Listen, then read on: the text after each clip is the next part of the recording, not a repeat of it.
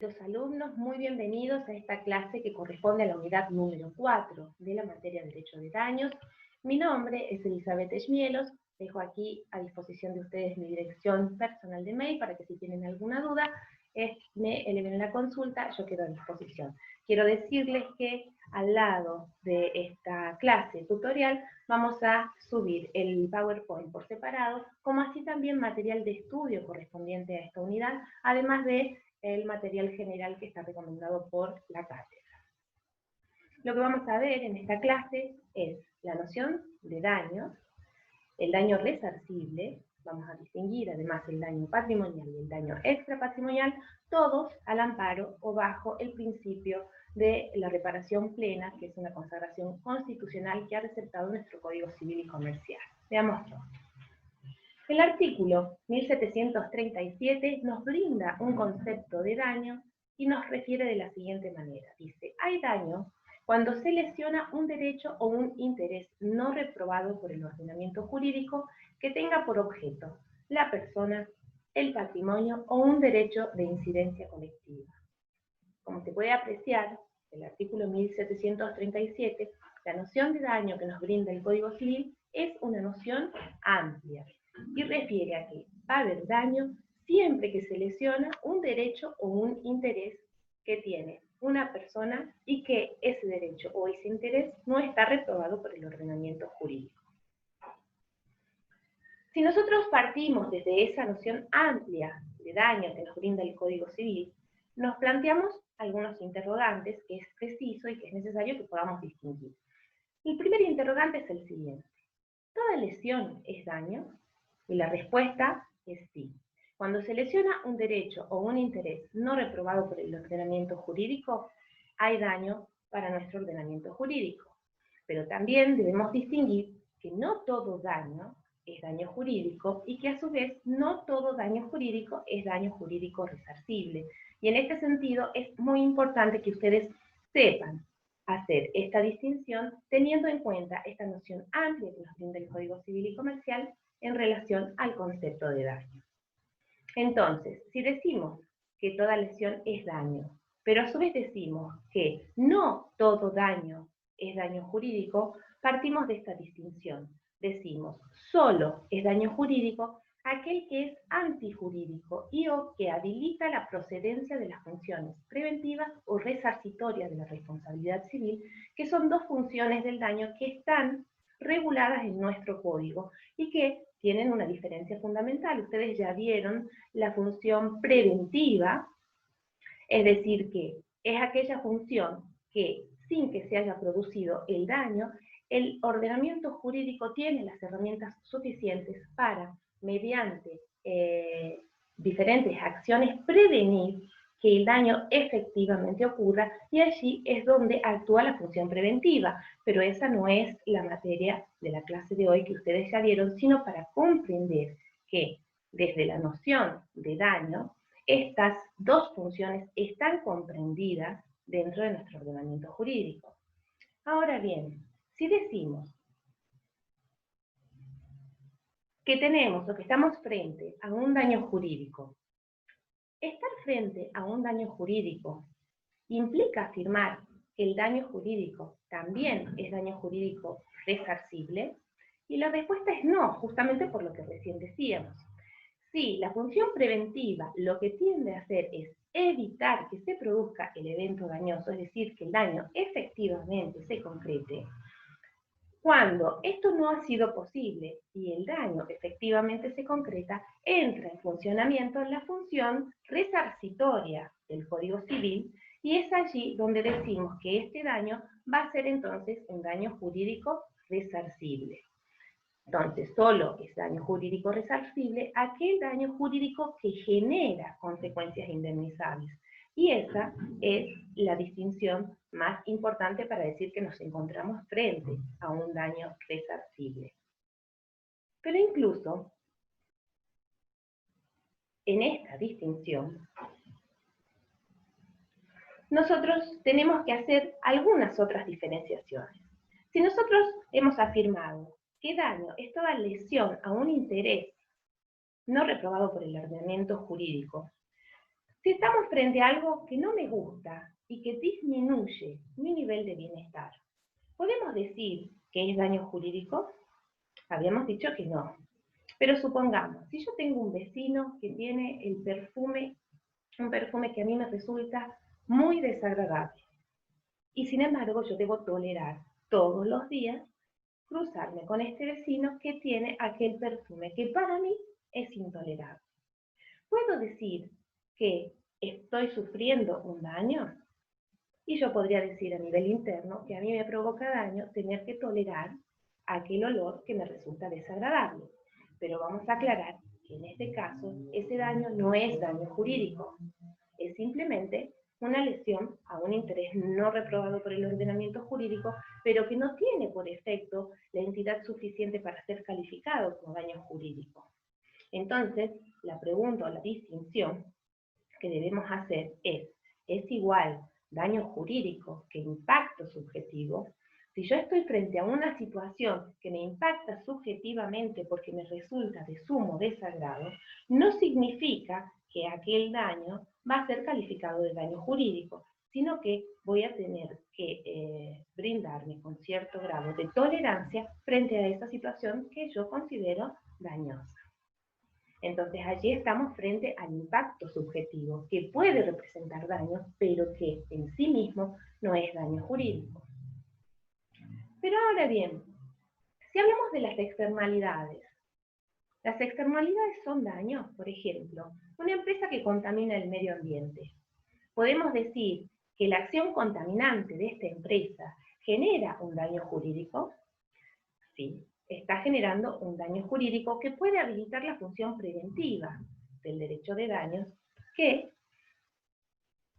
como ven, identifica que hay lesión, es decir, hay daño, pero no hay consecuencias indemnizables y entonces estamos a tiempo de evitar esas consecuencias indemnizables y ese daño no se va a convertir en daño jurídico resarcible, sino simplemente en daño jurídico que habilita la función preventiva.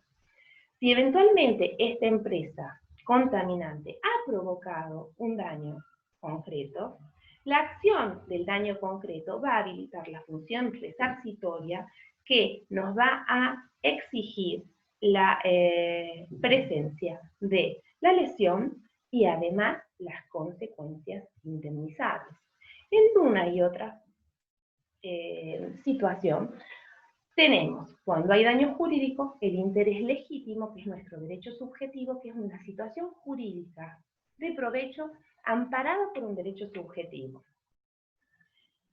Es un interés otorgado por la ley en beneficio directo y exclusivo de su titular. Y se diferencia del interés simple, que es una situación fáctica de provecho, que es merecedora de tutela y que va a privar a un sujeto de la facultad de su actuar lícito, es decir, no reprobado por el ordenamiento jurídico, pero en pos de una situación fáctica de provecho que merece tutela.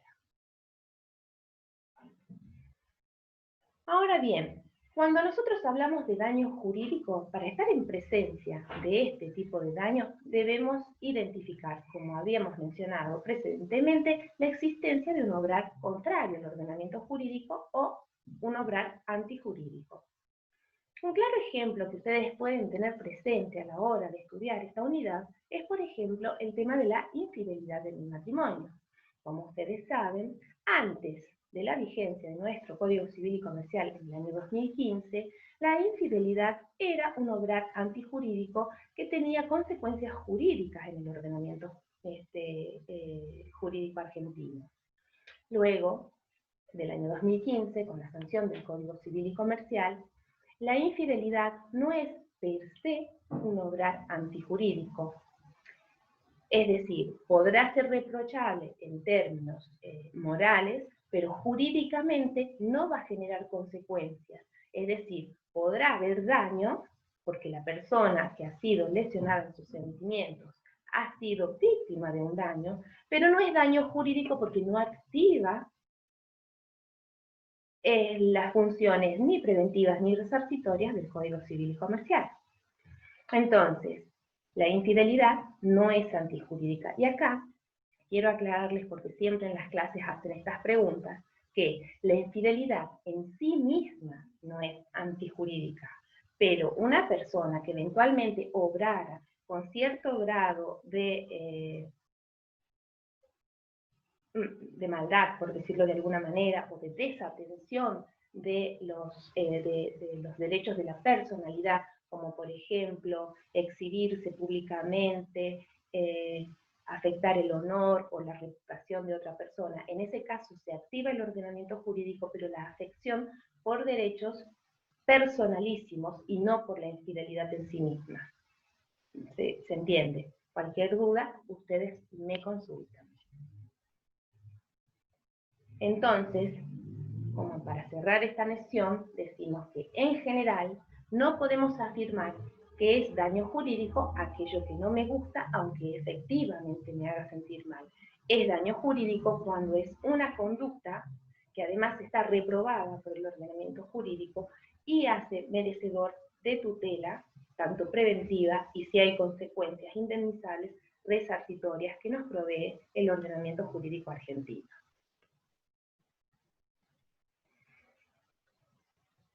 Para reafirmar lo dicho, cuando vamos a entrar en la noción de daño jurídico resarcible, vamos a tomar que la indemnización son las consecuencias o el resultado de la afectación de un obrar contrario al ordenamiento jurídico.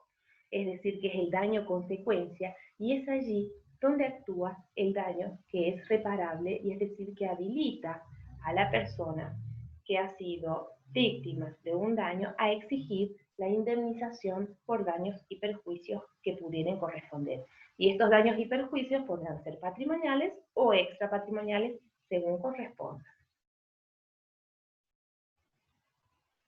¿Cuáles son los requisitos para que el daño jurídico resarcible sea exigible? Estos están contenidos en el artículo 1737, que establece que es requisito del daño que éste sea cierto y subsistente. Es el principal presupuesto, es decir, no debe tratarse de un daño meramente eventual o hipotético, porque en ese caso, ante una simple amenaza o peligro o perspectiva del daño, podrá eventualmente dar lugar a la función o a la tutela preventiva, pero no es suficiente para tornarlo indemnizable. También debe ser el daño directo o indirecto. Cuando hablamos de daño directo, refiere a que la misma persona dañada es la titular del ejercicio de las acciones de indemnización. Es decir, el sujeto dañado, como merecedor de tutela, es, digamos, legitimado, activo a título personal para reclamar los daños y perjuicios que correspondan. Que es diferente de aquel supuesto en el que, por ejemplo, de un daño resulte la muerte de una persona, en cuyo caso los que van a reclamar los daños y perjuicios son los denominados legitimados indirectos, como legitimado activo, es decir, sus sucesores y aquellos a quienes la ley les habilite la acción para reclamar los daños que habrían de corresponder por la situación dañosa que ha provocado el fallecimiento de una persona. Y por lo demás, el artículo 1739 refiere a que el daño debe ser actual o futuro. ¿Cuál es la diferencia? El daño actual, vamos a seguir con el clásico ejemplo del accidente, sería aquel daño que se produce en el mismo momento que acontece el evento dañoso. Por ejemplo, en un accidente de tránsito, el daño actual sería, si hay un vehículo embestido, los daños provocados o sufridos por el vehículo que ha sido embestido. Y un daño futuro, eventualmente, por ejemplo, podría ser una consecuencia física, de daños físicos que no se hayan presentado al momento del hecho. Esto es solamente un ejemplo, hay muchísimos ejemplos, pero que se producen con posterioridad al evento dañoso, pero tienen como causa o como origen causal el propio evento dañoso. También son daños futuros aquellos que inician durante el evento dañoso, pero que tienen repercusión en el futuro. Muy bien. Habiendo más o menos abordado y teniendo más o menos en claro, y les recuerdo que ustedes tienen mucho material de estudio que les voy a dejar con esta clase, más o menos en comprensión de lo que es el daño jurídico resarcible, el artículo 1738 del Código Civil regula la indemnización y dice: la indemnización comprende la pérdida o disminución del patrimonio de la víctima, el lucro cesante en el beneficio económico esperado de acuerdo a la probabilidad objetiva de su obtención y la pérdida de chances. Como ustedes pueden identificar, este primer párrafo refiere al daño patrimonial, que puede ser, como vamos a ver enseguida, el daño emergente, lucro cesante o pérdida de chances, que eventualmente, si bien es principalmente patrimonial, puede a veces llegar a ser un daño extrapatrimonial. El segundo párrafo del artículo 1738 nos dice: incluye especialmente las consecuencias de la violación de los derechos personalísimos de la víctima, de su integridad personal, su salud psicofísica, sus afecciones espirituales legítimas y las que resultan de la interferencia en su proyecto de vida. Este segundo párrafo refiere propiamente al daño a la persona. Está regulado y este daño a la persona podrá ser de carácter patrimonial o extrapatrimonial, según donde quepa la clasificación, según el tipo de daño que se identifique y que se reclame reparación. El artículo 1738 sigue o continúa reafirmando lo que ya desde antes se venía y se sostuvo y estuvo vigente en nuestro ordenamiento jurídico y en el derecho argentino, que es la división binaria del daño. Los daños y perjuicios se clasifican siempre en el derecho argentino en daños patrimoniales, que están contenidos en el artículo 1738, primer párrafo, y el daño extrapatrimonial, que está contenido en parte en el artículo 1738, en lo que refiere a daño a la persona, y a su vez en el artículo 1741, que refiere propiamente a los legitimados para reclamar los daños extrapatrimoniales, que ya lo vamos a ver más adelante. ¿Cuál es el objetivo siempre de la indemnización? ¿Cuál es el principal propósito de la indemnización? Es restablecer la situación anterior al hecho dañoso, y allí es donde surge el principio de la reparación plena, que es como una manta sobre la que debe reposar toda indemnización que sea establecida para reparar un daño. Si bien el artículo 1740, cuando refiere a la reparación plena, dice que el objetivo es restablecer la situación anterior al evento dañoso, nosotros debemos tener muy en claro que el principio de la reparación plena,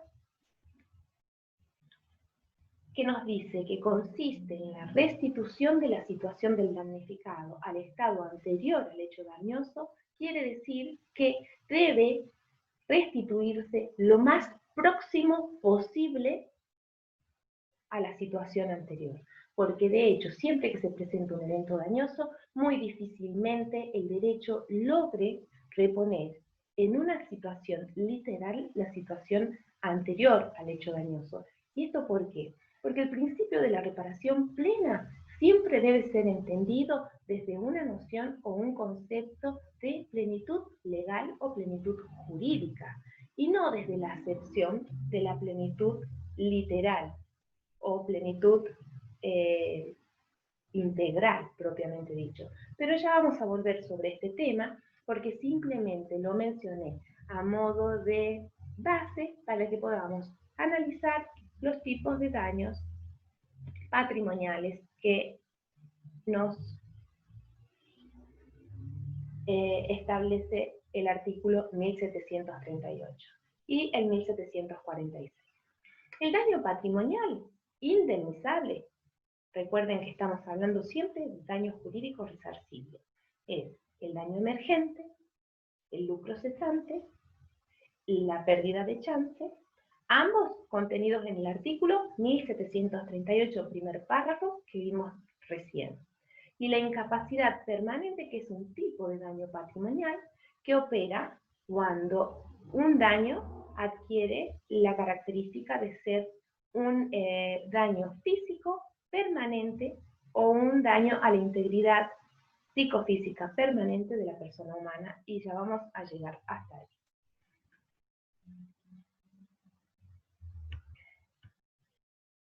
Veamos, el daño emergente.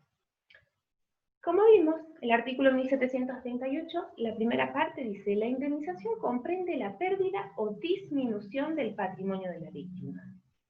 Toda pérdida o disminución de valores económicos positivamente existentes es daño emergente y por lo tanto se manifiesta como un empobrecimiento en el patrimonio. Volvamos a aquel mismo ejemplo del accidente de tránsito en donde el vehículo embestido sufre daño. En este caso, el daño o la pérdida patrimonial económica se hace palpable desde la pérdida del valor por el daño producido en el vehículo. La diferencia fundamental con el lucro cesante radica en que éste comprende la frustración de ganancias o ventajas económicas que iban a venir, es decir, es una privación de un enriquecimiento patrimonial, a diferencia del daño emergente, que es un empobrecimiento de el patrimonio existente al momento del evento dañoso. Entonces, el lucro cesante. Si decimos que el lucro cesante es la ganancia que se ha dejado de obtener como consecuencia del daño.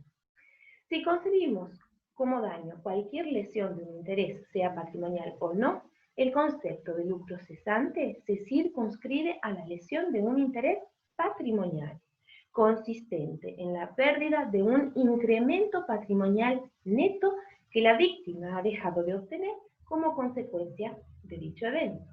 El clásico ejemplo que siempre damos es el del pintor. Un pintor que realiza trabajo independiente se verá impedido de trabajar mientras se recupera de una lesión en sus brazos, por ejemplo.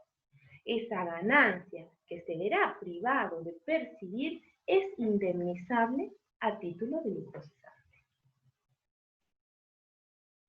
El lucro cesante comprende aquello que transitoria y previsiblemente no se ha de percibir como consecuencia del daño.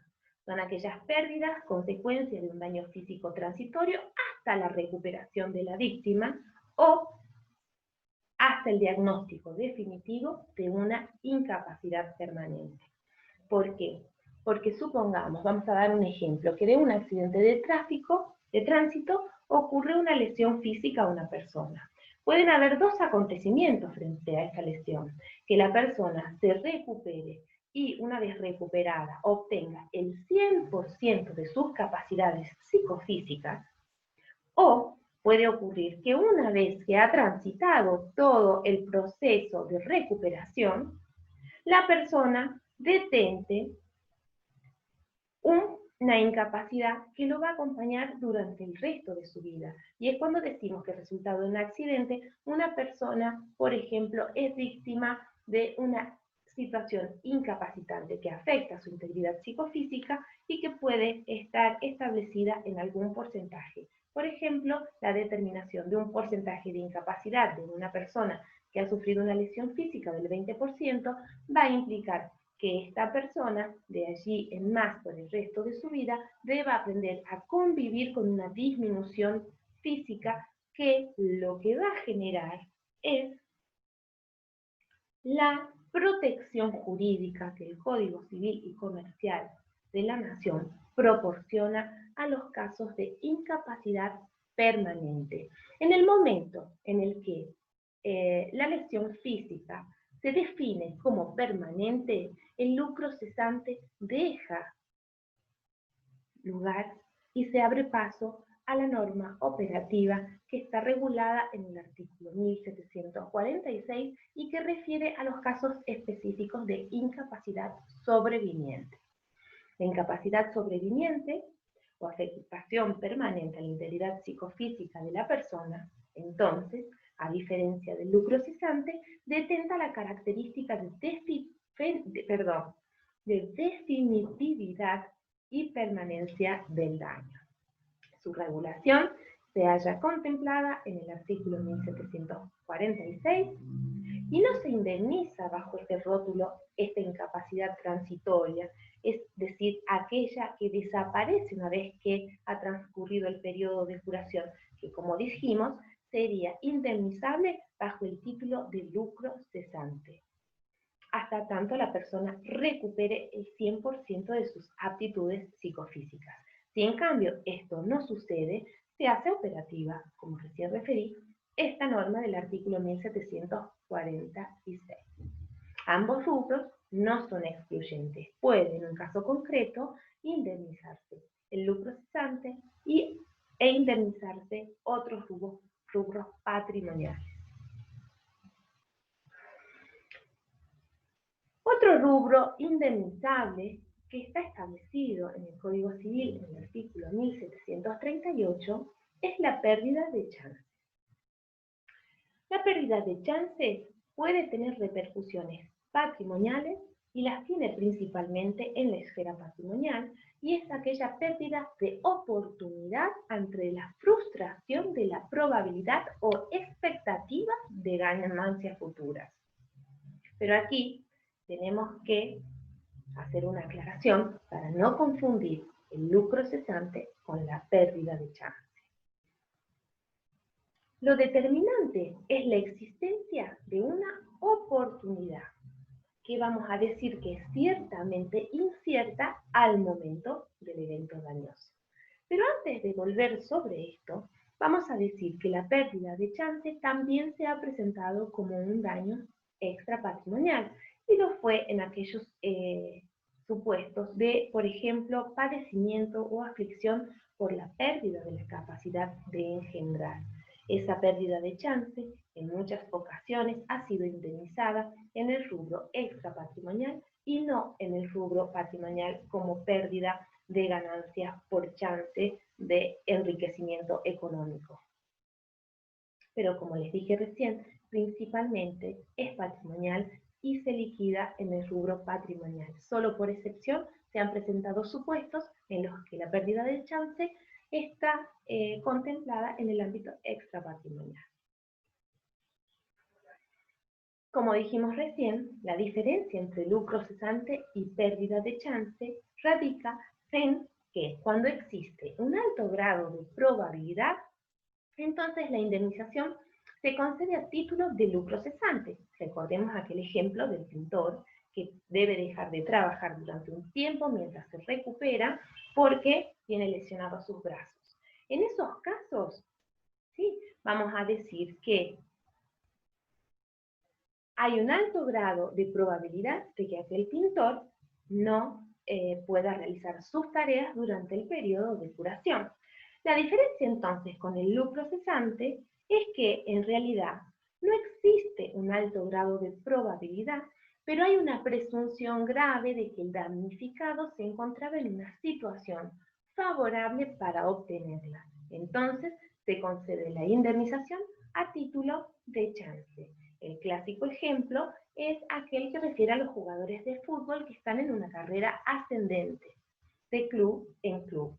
Este futbolista sufre un daño y tiene la pérdida de las chances que, si bien no con un grado extremo de certeza, pero sí con alguna presunción de probabilidad, tenía de crecer en su carrera profesional y se ve truncada esta chance por el evento dañoso.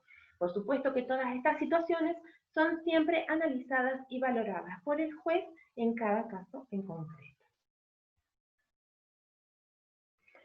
Recién habíamos referido a que todas estas indemnizaciones que fuimos analizando, el daño emergente, lucro cesante, incapacidad sobreviniente, pérdida de chance, tienen que responder a un principio vigente en nuestro Código Civil, que es el principio de la reparación plena del daño. Ahora bien, también dijimos recién que a esta noción de reparación o de plenitud del resarcimiento la tenemos que comprender en el sentido de plenitud jurídica y no como una plenitud literal. ¿Qué quiere decir esto?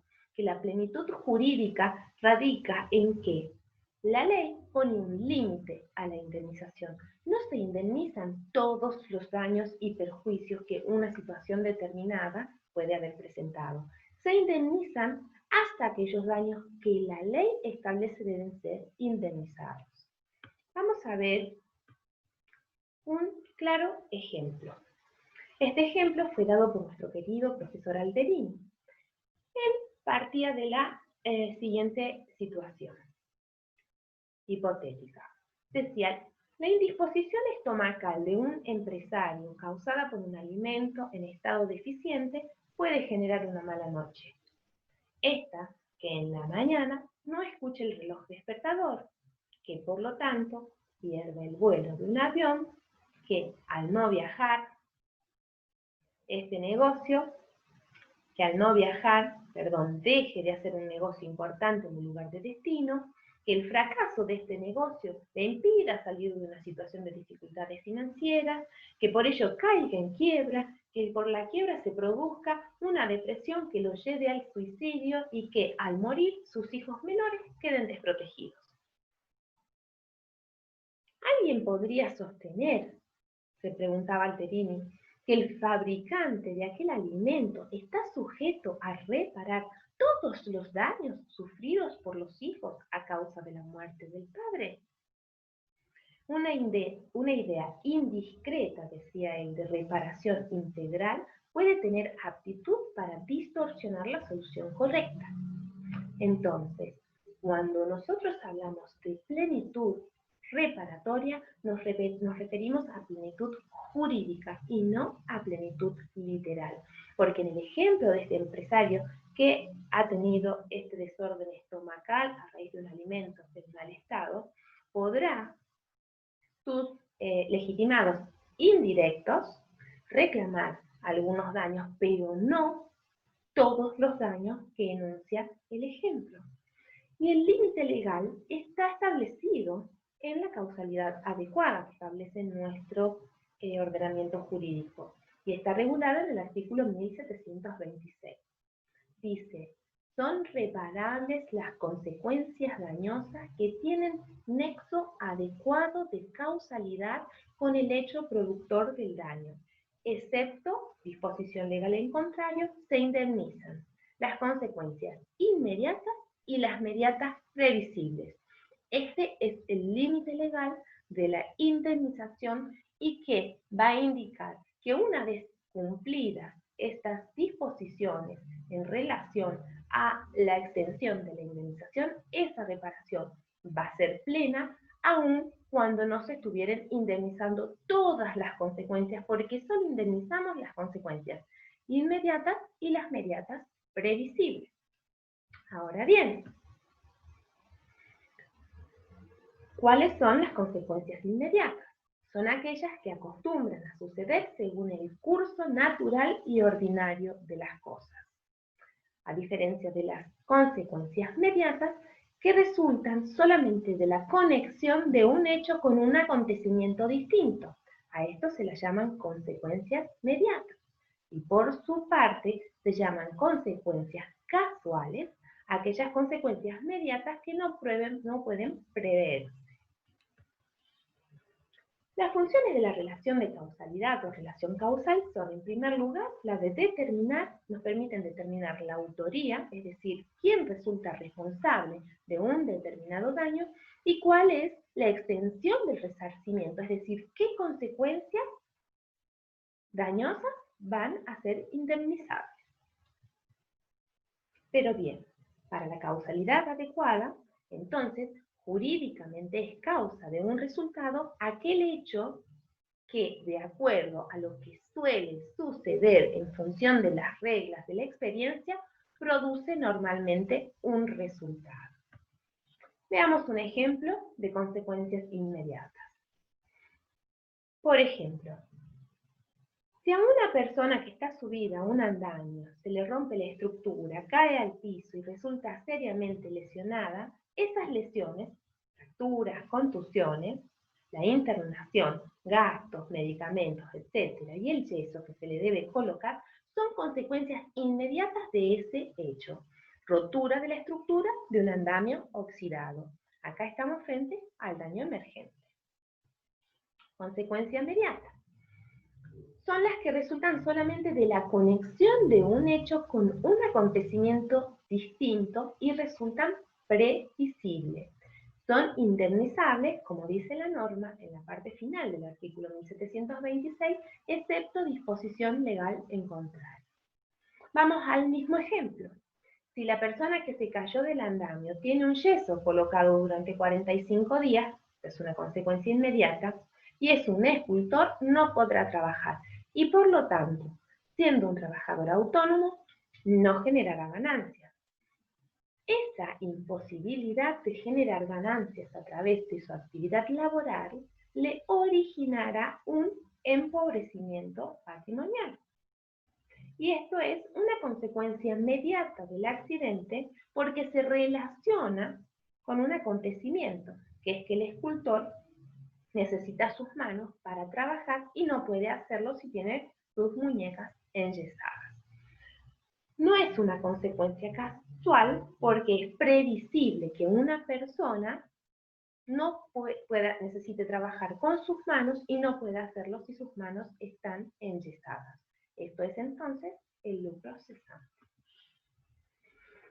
¿Y cuáles son entonces las consecuencias casuales o causales no resarcibles? Si la persona que resultó lesionada por esta caída del andamio es intervenida quirúrgicamente y el médico que la opera incurre en mala praxis, lo que demora su rehabilitación, esta es una consecuencia casual, porque si bien es factible que los médicos puedan incurrir en mala praxis, no es una consecuencia esperable o previsible de antemano en el marco de la cadena causal y por ello no es imputable al responsable del andamio roto.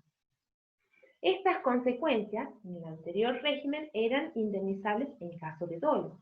El Código Civil y Comercial actualmente nada dice, no obstante, si las consecuencias casuales son previstas y aún así se ejecuta el hecho, hay dolo, por lo menos eventual, y por lo tanto se debe responder en función de la norma del artículo 1724, última parte. Siempre que se alegue un daño indemnizable, un daño resarcible, debe ser probado el daño cuya indemnización se reclama. El Código Procesal Civil y Comercial de Tucumán lo establece en el artículo 267 y dice: la sentencia fijará el importe líquido del crédito o los perjuicios reclamados con más sus intereses, siempre que su existencia esté legalmente comprobada, aunque no resultara acreditado el monto. Es decir, que para que proceda con éxito una demanda de daños y perjuicios, siempre debe ser probado el daño, que es uno de los elementos de la responsabilidad civil. El Código Civil y Comercial, por su parte, en el artículo 1744, establece que el daño debe ser acreditado por quien lo invoca, excepto que la ley lo impute o presuma o que surja notorio de los propios hechos. Hasta aquí vimos el daño patrimonial. Ahora bien, como recién mencionamos, el artículo 1738 también contempla el daño extrapatrimonial y así también lo hace el artículo 1741. Pero vamos a dejar algo en claro al hablar del daño extrapatrimonial. Originalmente, y sin ánimo de entrar en una evolución histórica y en temas más complejos, es importante saber que originalmente el daño extrapatrimonial era entendido como daño moral o el precio del dolor. Daño moral o extrapatrimonial era el precio del dolor. En cambio ahora, que con la primacía de la persona humana y la multiplicidad de daños indemnizables y la creación de nuevos daños indemnizables, principalmente referidos a la persona, las nociones del daño patrimonial y extrapatrimonial han debido ser revisadas. Y aquella noción tan estrecha de daño moral o extrapatrimonial como precio del dolor se fue ensanchando para incorporar en el daño extrapatrimonial todo daño que no sea clasificado como daño patrimonial. Es decir, el daño extrapatrimonial es aquel daño que no es patrimonial. Vamos a ver algunos ejemplos, ya que les mencioné de aquellos nuevos daños que probablemente los vemos en alguna otra clase, con seguridad en nuestra materia, no sé si conmigo. Vamos a ver, por ejemplo, la lesión estética. La lesión estética es un claro ejemplo que siempre damos en clase respecto de cuándo es patrimonial y cuándo es extrapatrimonial. Es patrimonial, por ejemplo, en el caso de una modelo, de una persona que vive de su imagen, no solamente una modelo. El daño que le provoca la lesión estética que impide que esa persona pueda continuar, o dicho de otra manera, deba discontinuar con sus actividades de exposición pública como acontecimiento de la lesión estética, van a clasificar a este daño de lesión estética entre los daños patrimoniales. Pero si no es una persona que vive, por ejemplo, de la exposición pública, y sin embargo tiene una cicatriz en su cuerpo, la cicatriz en sí misma es una afectación que antes del evento dañoso esa persona no tenía, y por más que se halle en lugares de acceso no visible a los ojos de otras personas, es algo con lo que esta persona va a tener que aprender a convivir y probablemente le disminuya su nivel de bienestar espiritual, lo que va a habilitar a la indemnización de este rubro como un daño extrapatrimonial.